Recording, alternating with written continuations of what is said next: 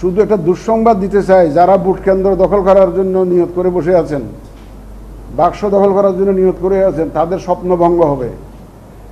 তাদের স্বপ্নভঙ্গে আপনারা সেই দিনই এই ইতিহাস ভুলে যান, ভোট কেন্দ্র দখলের ইতিহাস ভুলে যান। ভোটের বাক্স দখলের নিয়ত যদি থাকে আপনারা দয়া করে সরে আসুন এই নিয়ত। ব্যালট বাক্স দখলের দিন শেষ, ভোট নিয়ে কেউ খেলা করতে চাইলে এবার ফল হবে ভয়াবহ। শনিবার নির্বাচনী কর্মকর্তাদের সঙ্গে মত বিনিময় সভায় এমনই হুঁশিয়ারি দিলেন প্রধান নির্বাচন কমিশনার AMM নাসির উদ্দিন। আমরা অত্যন্ত কঠোর অবস্থানে থাকবো এবার ইনশাল্লাহ। দাঁত ভাঙা জবাব দিতে হবে। তারা ঘুঘু দেখেছে, ফাঁদ দেখে নাই, এবার ফাঁদ দেখবে তারা। যারা মনে করে যে আমরা এই যে কেন্দ্র দখল করে জিতবো, বাক্স দখল করে জিতবো, সেই সুযোগ ইনশাল্লাহ তারা পাবে না।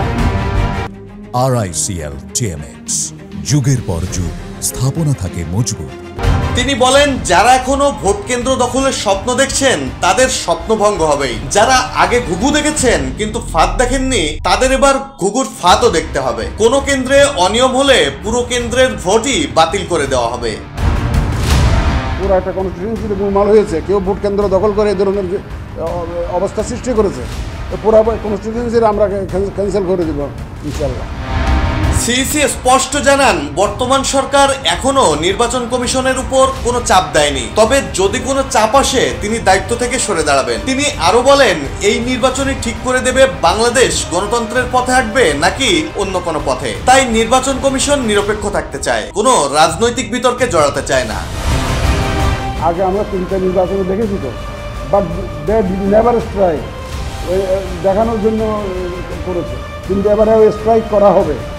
এবার যারা আমাদের সেনাবাহিনী যাতে আইনশৃঙ্খলা বাহিনীর সংজ্ঞায় অন্তর্ভুক্ত হচ্ছে, উদ্যোগ আমরা নিয়েছি। ভোটার তালিকা হালনাগাদ সহ সব ধরনের প্রস্তুতির কথা জানিয়ে তিনি বলেন, ৭৭,০০০-এরও বেশি কর্মকর্তা মাঠ পর্যায়ে কাজ করছেন। মৃত ভোটারদের বাদ দিয়ে নতুন ভোটার অন্তর্ভুক্তির কাজ শেষ পর্যায়ে। নির্বাচন পদ্ধতি নিয়ে বিতর্কের প্রসঙ্গে সিইসি জানান, সংবিধানে আনুপাতিক পদ্ধতি নেই, তাই সেই পথে যাওয়ার সুযোগও নেই। সেনাবাহিনীকে আইন শৃঙ্খলা রক্ষাকারী বাহিনীর অংশ হিসেবে ব্যবহারের উদ্যোগও নেওয়া হয়েছে। আওয়ামী লীগ প্রসঙ্গে বলেন, দলটির রাজনৈতিক কার্যক্রম বর্তমানে বন্ধ। বিচারাধীন অবস্থায় তারা নির্বাচনে যেতে পারবে কিনা তা নির্ভর করছে বিচারিক সিদ্ধান্তের উপর। ডেস্ক রিপোর্ট, জয় জয় দেব।